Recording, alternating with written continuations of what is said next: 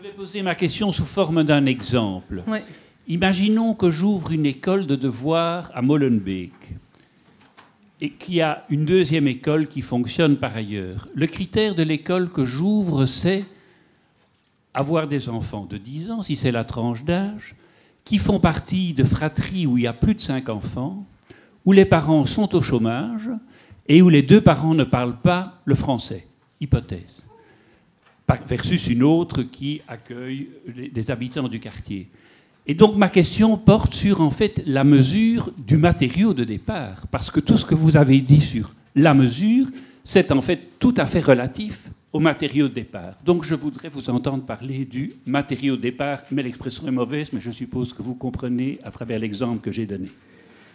C'est-à-dire, par exemple, le type de personnes qui sont prises en charge, c'est ça? Oui, exactement. Exactement. Oui, eh bien, c'est justement...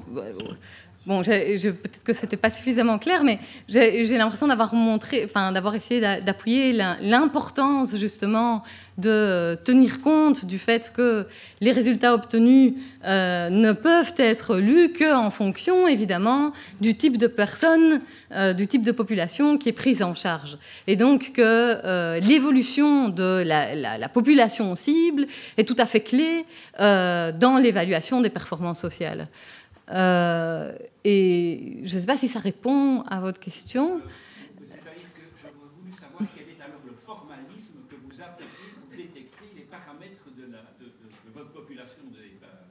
Parce que toutes les analyses que vous allez nous faire sera relatif, je dirais, prenons un enfant qui fait partie d'une fratrie de 5 versus une autre qui fait partie de 10, etc.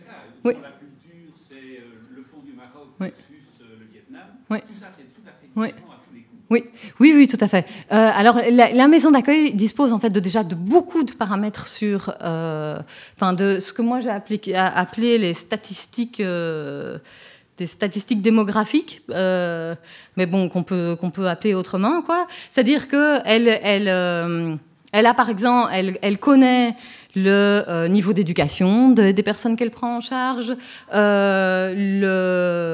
l'âge de ces personnes, si elles venaient de la rue ou si elles venaient par exemple d'autres types de logements. Donc il y a pas mal de personnes qui ne viennent pas directement de la rue, mais allaient de logement en logement avant ça, du type d'allocation qu'elles bénéficiaient. En termes du type de profil, la maison d'accueil a déjà en fait beaucoup, et on demande déjà beaucoup aux maisons d'accueil sur le type de profil des personnes qu'elles accueillent. Et donc là-dessus, j'ai le rapport d'activité de la maison d'accueil et je vais reprendre des indicateurs que la maison d'accueil possède déjà et qui voilà. Et donc bien sûr, par exemple, si lors de l'étude plus approfondie, on se rend compte que certaines dimensions évoluent de façon plus importante, etc., par rapport à certains profils des résidents. Ça ne veut pas du tout dire, évidemment, qu'il ne faut pas travailler avec ceux pour lesquels les dimensions évolueraient moins fortement. Ça vient juste donner une indication, mais après, tout dépend de la mission réellement de la maison d'accueil. Et si la maison d'accueil a comme mission de prendre en charge des populations des personnes qui sont plus éloignées de la réinsertion socio-professionnelle, ça évidemment, elle doit continuer à pouvoir le faire et on peut repenser, comment essayer d'avoir plus d'impact sur ces personnes-là et plus d'effets sur ces personnes-là. Je ne sais pas si ça répond. Oui, vas-y. C'est ce qu'Anaïs a appelé l'effet de sélection. Je ne sais plus qui c'est vous. Oui, c'est ça. C'est exactement ce dont vous parlez. Donc ça, c'est crucial. Donc c'est qui entre à l'entrée. Sans que ce soit, il n'y a pas de, quand on dit sélection, ce n'est pas péjoratif, ce qu'on dit, c'est conscient de la type de population qui entre ici dans la maison des petits riens, et ça peut évidemment faire l'objet d'une politique au sein des petits riens. Alors surtout au niveau de l'analyse, ce sont des facteurs qui sont pris en compte, qui sont intégrés dans l'analyse. Donc quand on mesure les faits, on va contrôler, comme on dit, on va contrôler suivant le profil du bénéficiaire. Et donc on va peut-être voir que les sans-abri qui ont un tel ou tel parcours différent vont avoir, par exemple, une évolution, je prends le cas d'estime de soi, différente. Et ce sont des facteurs qui sont inclus dans l'analyse.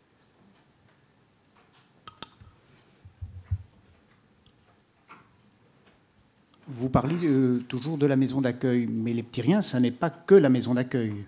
Donc je voulais savoir si vous allez partir de votre étude de mesures d'impact social de la maison d'accueil pour la généraliser à l'impact social de la société, les petits riens, ou bien si vous alliez rester que sur la maison d'accueil, parce que la maison d'accueil, c'est une des activités. Ça, c'est une question notamment pour Julie. Hein. Je croyais qu'après mon exposé, je pourrais aller boire une bière, moi. Merci d'avoir posé la question, Benoît. Je ne sais pas. Aujourd'hui, au stade actuel, il faut savoir qu'on étudie, en fait, en tout cas dans le projet initial, on comptait étudier plusieurs populations. Donc maison d'accueil, personnes qui passent par Horizon, notre centre de formation par le travail. Et si je dis pas de bêtises, on a aussi étendu l'étude aux articles 60. Je mesure la performance de la collecte, mais on va les mesurer la performance presque de chaque équipe dans la collecte. On mesure la performance économique, du tri, mais on va mesurer la performance individuelle de chaque trieur. Alors je crois pas, et on en a eu beaucoup de discussions, et Anaïs avait très peur qu'on utilise les outils pour mesurer la performance des travailleurs sociaux. Je ne crois pas que ce soit le bon outil, parce que ça générait beaucoup trop de problèmes. Mais par contre, si on pouvait étendre l'utilisation de ces outils à toutes nos actions, ouais, pour moi, ce serait le rêve. Comme je disais tout à l'heure dans mon exposé, l'idée, c'est vraiment d'équilibrer les mesures. Parce que l'effet boussole, on le vit tous, à tous les niveaux. Et donc, si je mesure le coût au kilo trié, je vais être très attentif au coût au kilo trié, mais peut-être que je vais moins parler de la qualité. Si je fixe à Steve, qui est le directeur de la collecte chez nous, un objectif de tonnage, il va se focaliser sur le tonnage, mais il va peut-être moins regarder la qualité de ce qui rentre. Donc je crois qu'il faut se méfier de cet effet boussole. Et donc je crois que plus on multipliera les indicateurs, plus on sera global dans notre analyse, et meilleure elle sera, comme je le disais aussi tout à l'heure. Un indicateur seul, le bénéfice dans mon exemple, ne suffit pas. Il faut vraiment avoir une série d'indicateurs pour avoir une idée plus ou moins, enfin en tout cas plus proche de la réalité. Est-ce que ça répond là ? Donc oui, idéalement j'aimerais l'étendre partout. Maintenant c'est aussi une question de moyens.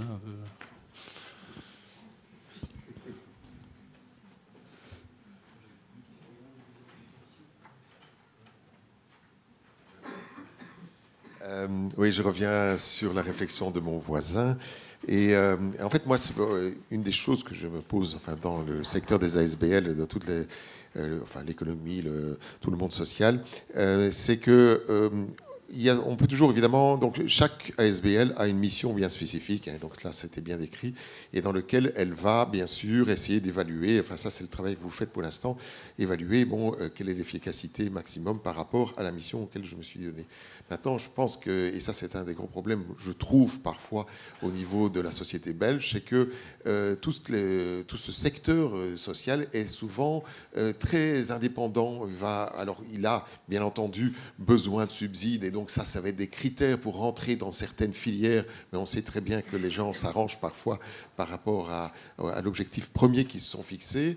Mais je trouve que malheureusement, souvent, il y a peu une analyse globale, sociétale qui se fait. Enfin, moi, je suis dans le secteur du handicap. C'est incroyable, les nouveaux centres qui se créent. C'est parce qu'il y a eu des parents qui trouvaient qu'il manquait de place pour leur enfant à ce moment-là. Mais ils ne vont pas regarder.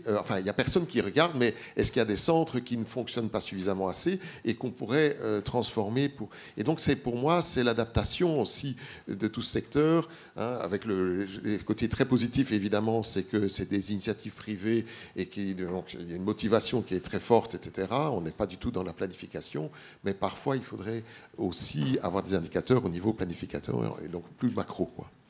Je réponds moi ou... Allez, oui, c'est ça. C'est plus une. Je trouve qu'au niveau de chaque ASBL, oui. il pourrait y avoir s'imaginer. Oui. Moi, je me suis fixé cette mission. Est-ce que cette mission est encore, parfois, est-ce qu'elle est encore oui. juste, hein, oui. Vous, les diabéticiens, oui. et c'est fort adapté. En 80 ans, je suppose que c'est plus la même chose. Oui. Alors moi, j'aurais envie de dire deux choses.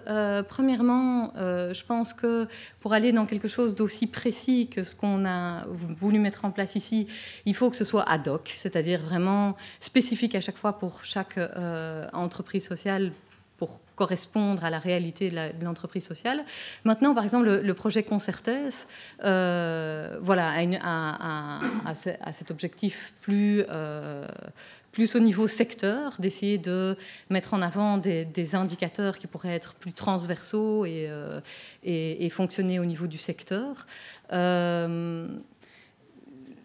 Mais donc, la réflexion de Axel est tout à fait pertinente. Et donc, moi, je voudrais répondre en deux temps. La première chose, c'est que ce type d'évaluation peut se faire au niveau d'un secteur. Par exemple, prenons le cas des articles 60. Trop souvent, nos responsables publics s'arrêtent à des indicateurs de réalisation. Les articles 60, il y a autant de personnes qui, à l'issue de l'article 60, retrouvent de l'emploi. Ça ne veut rien dire du tout. Alors évidemment, quand on fait une évaluation de ce type, on ne va pas prendre autant d'indicateurs parce que l'objectif est différent. Mais on va choisir un ou deux indicateurs et on va se poser exactement les mêmes questions qu'Anaïs s'est posée. Et puis, l'autre chose, encore peut-être plus fondamentale, mais bien sûr, ceci nous donne des indicateurs sur l'impact, mais il faut absolument analyser les processus sous-jacents. Pourquoi le marché du travail crée autant d'inégalités. Parfois, et ce qu'on vit aujourd'hui, quand même un peu particulier, relève de ça aussi. Quelle est la société qui crée autant d'exclusion sociale? Mais bon, c'est une question qui est un peu différente. Oui, quoi. Tout à fait. Et alors, je vais essayer d'être très bref, mais pour rebondir sur les causes, justement, c'est un peu aussi l'objet de la chaire et de la journée aujourd'hui, c'est de partager la connaissance, parce que notre rêve, alors bien sûr, c'est des outils super intéressants, moi j'ai vraiment hâte, encore une fois, d'avoir les résultats pour pouvoir travailler ça en interne, mais pourquoi est-ce qu'on organise le colloque aujourd'hui, pourquoi on finance une chaire? C'est aussi pour essayer de stimuler et donner envie et tout ce qu'on peut donner, pour que plus de gens s'y mettent.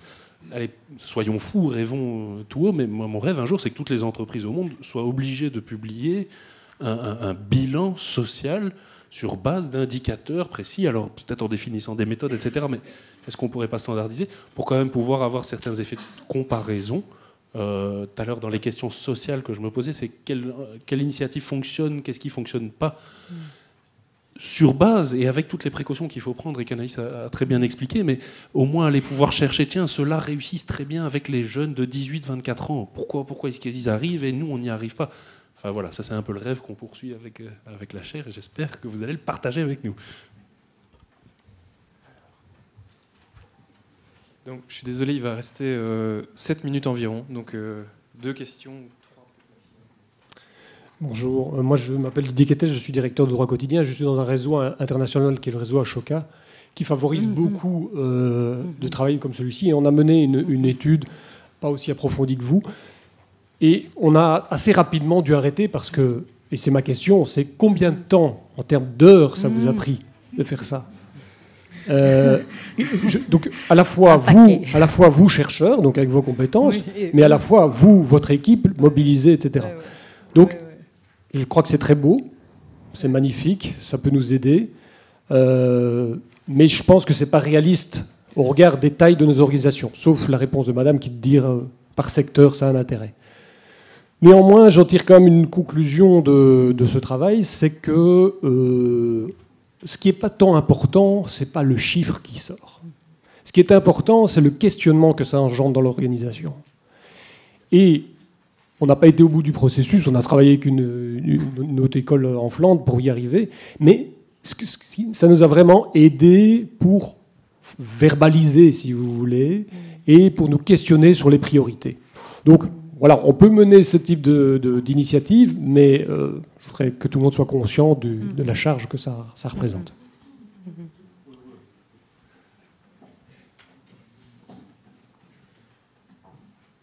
Je vais vous reparler de mon petit cochon, là, enfin de mon gros cochon là, sur un de mes slides, mais quand vous voyez le temps, l'énergie qu'on investit dans la mesure de la performance économique d'une entreprise, excusez-moi, mais le temps qu'on a investi et qu'on est en train d'investir pour mesurer notre performance sociale est ridicule par rapport au temps qu'on investit dans la mesure d'une autre performance.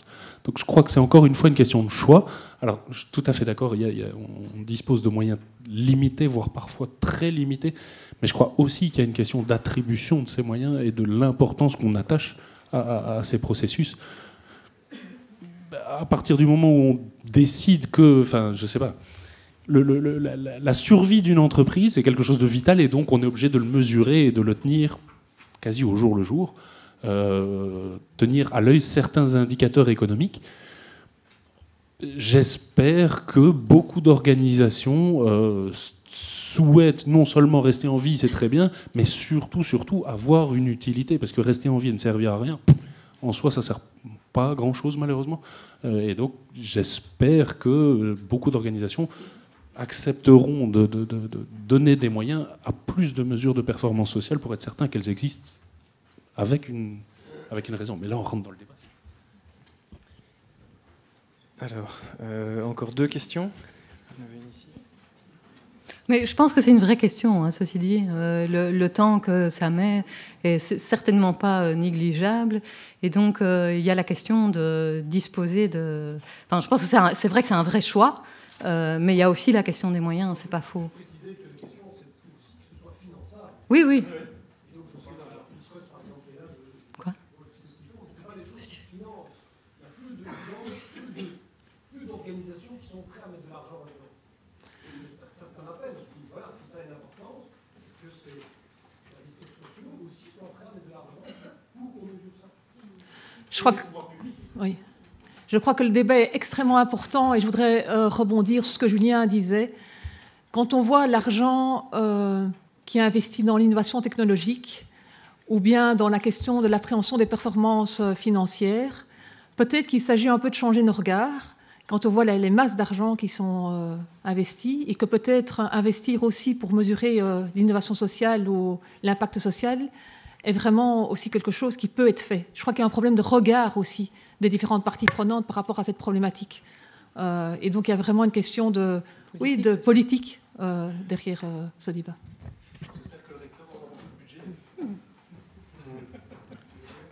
Alors, on change un peu de sujet. Donc on sait bien que c'est pas neutre de choisir la question. Donc moi ma question c'était qui avait choisi donc la question d'évaluer l'impact social de la maison d'accueil sur les résidents. Pourquoi est-ce que ce choix-là qui avait été fait? Alors j'ai vu qu'il y a différents types d'effets, donc il y a une ventilation assez précise qui a été faite.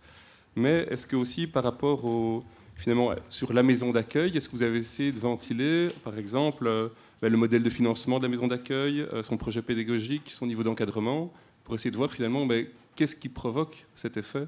Parce que la maison d'accueil, finalement, c'est très vaste, c'est assez flou encore par rapport à ça. Oui. Bon, je crois qu'il y a en partie pour toi, en partie pour moi. Oui, pour le choix.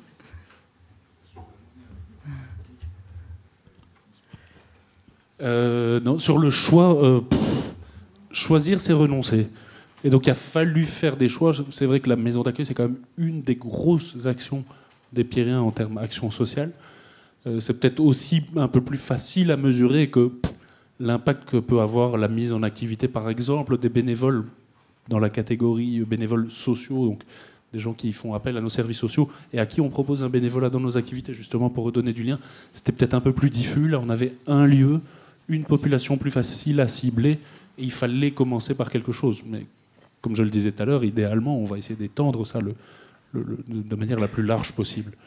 Après, pour l'impact du dispositif et du financement et de la constitution des équipes, en quoi est-ce que ça influence ça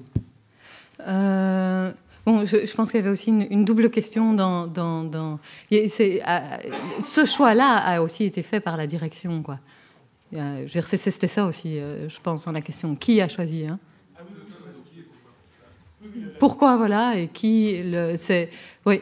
On a mis en place un processus qu'on a essayé participatif, mais l'initiative émane du conseil d'administration et de la direction. Et en comité de pilotage, ouais. Oui, évidemment, avec l'UCL. La thématique avec l'UCL. Enfin, ça a été choisi ensemble, quoi. Concernant les différents dispositifs, bon, il y a plusieurs choses, quoi. On ne peut pas tout faire en même temps. Et donc là, ce qu'on a vraiment essayé de faire, c'est identifier tous les effets possibles que la maison d'accueil pouvait avoir sur ses bénéficiaires. Donc on est vraiment parti de quel type d'effet on va essayer enfin, quel type d'effet la maison d'accueil peut avoir sur ses résidents. Alors, le cas de la mise en activité, ça c'est un dispositif assez facile où on va pouvoir faire des liens assez faciles sur... il y a toute une série d'indicateurs sur comment est-ce que ça se passe dans la mise en activité et voir c'est corrélé comment avec les autres dimensions. Des trucs comme le projet pédagogique, il y a aussi des éléments qui s'y rattachent, comme par exemple, il y a un projet personnel que le résident co-définit avec son référent quand il entre dans la maison d'accueil. Il y a aussi des questions qui portent sur la façon dont le résident est satisfait de ce projet, dans la façon dont il a l'impression que c'est réaliste, et inversement aussi le travailleur social, il y a des questions sur la façon dont le résident s'investit dans son projet personnel. Mais donc on a pris en compte des éléments comme ça, mais en partant vraiment de la question de l'effet. Après, ce qu'on va pouvoir faire aussi, c'est, une fois qu'on aura essayé d'identifier les processus sous-jacents, ça veut dire, tiens, quel type d'effet, à quel moment, et qu'est-ce qui permet, par exemple, d'essayer d'avoir, qu'est-ce qui semble le plus déterminant pour avoir une bonne sortie, bien, on pourra aussi réinterpréter ces effets au regard un projet pédagogique.